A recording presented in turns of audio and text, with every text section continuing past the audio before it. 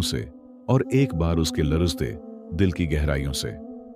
चंद कदम चलने के बाद वो एक छोटे से कमरे में पहुंचा जो चट्टान में तराशा गया था। उसका दरवाजा हल्के पत्थर से बंद था। उसने एहतियात से उसे धकेला तो वो आहिस्ता से खुल गया, जैसे वक्त खुद उसके लिए रास्ता हमवार कर रहा हो। अंदर का मंजर देखकर उसकी सांस रुक गई। कमरा हल्की सुनहरी चमक से जगमगा रहा था।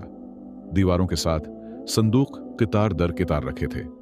उसने एक खोला तो उसमें ऐसे जवाहरात थे जिनके रंग उसने पहले कभी न देखे थे।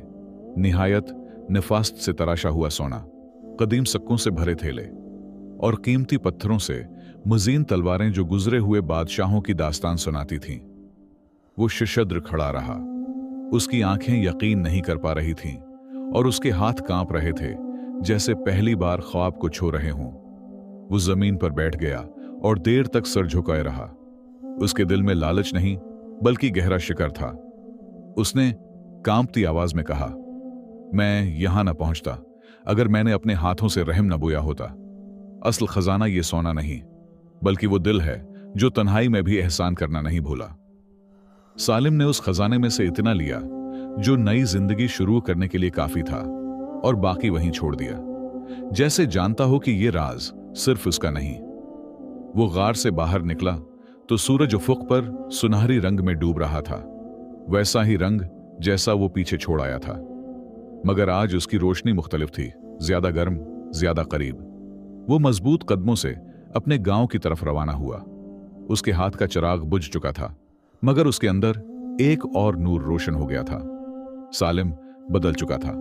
वो अब वो गरीब आदमी न था जो अपने माजी से भाग रहा था, बल्कि वो ऐसा शख्स बन चुका था जिसने जान लिया था कि दौलत हाथ में नहीं, दिल में होती है।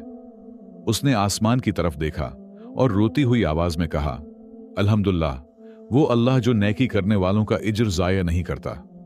खजाना मिलने के बाद और अल्लाह की तरफ से उसका हाल फक्र से गिना में बदलने के बाद भी सालिम ने अपनी गुजरी हुई जिंदगी को नहीं भुलाया।